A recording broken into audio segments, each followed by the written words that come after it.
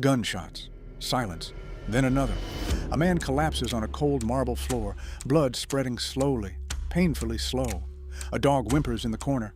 Footsteps. Calm, controlled, ruthless. You killed his dog. A pause. That was a mistake. Everything burns. Cars flip. Glass shatters. Bodies drop.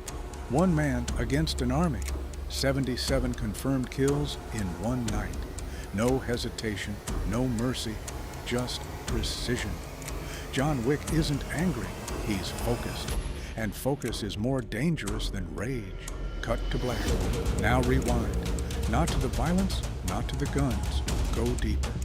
Before the legend, there was silence. Before the fear, there was loss. A man trying to escape his past. In John Wick, 2014, he wasn't Baba Yaga yet. He was a widower, grieving, holding on to the last piece of love. A puppy left behind by his wife. That dog wasn't just a dog. It was emotional oxygen. And when it was taken, something ancient woke up. As written in the 48 Laws of Power, Law 5 says, "So much depends on reputation. Guard it with your life." John Wick's reputation wasn't built in that moment. It was remembered, feared, reactivated. Because the moment those men realized who they had crossed, the power dynamic flipped instantly. Not because of money or status, but because of reputation. You don't build power when you need it. You build it long before, so it speaks for you when you're silent. But power doesn't come from nowhere. Go further back. Before the suits, before the gold coins, before the Continental, there was conditioning, pain, discipline, repetition. Law 23. Concentrate your forces. Watch him fight. No wasted movement, no unnecessary emotion. Every bullet has purpose. Headshots, clean, efficient, final. That's not talent. That's obsession refined into skill. While others chase everything, he focuses on one thing: execution. That's why in John Wick, Chapter 2, 2017, when he's forced back into the world, he doesn't panic. He adapts.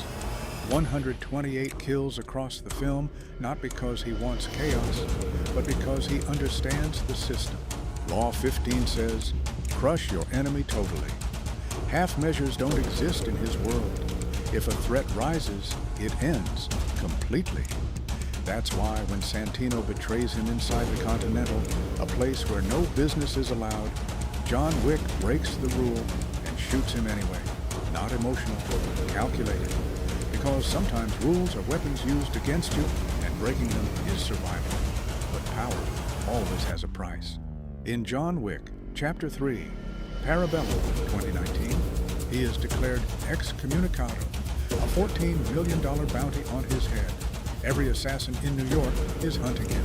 He's bleeding, stab wounds, gunshots, broken ribs, running, barely breathing, and still moving forward. Law 33. Discover each man's thumbscrew. Everyone has a weakness. For John Wick, it wasn't fear, it was attachment.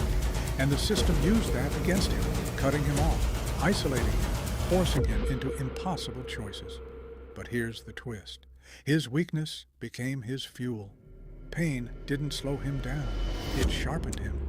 In the chaos, even the environment becomes a weapon. Horses, glass, shadows. Everything turns lethal in his hands. That's power. Adaptability under pressure. But even legends break. Even the strongest feel pain. And that's the final lesson. You don't become powerful by avoiding suffering. You become powerful by transforming it. Every loss, every betrayal, every moment that drops you to your knees. That's the forge. That's where identity is built. John Wick didn't become Baba Yaga overnight. He became him every time he chose discipline over emotion, precision over chaos, purpose over comfort. So the question isn't whether you can become powerful. The question is what you're willing to lose to become dangerous. Because once you step into that world, there's no going back, only forward, only evolution, only war with the weaker version of yourself. And if you win that war, you don't just gain power, you become someone the world remembers.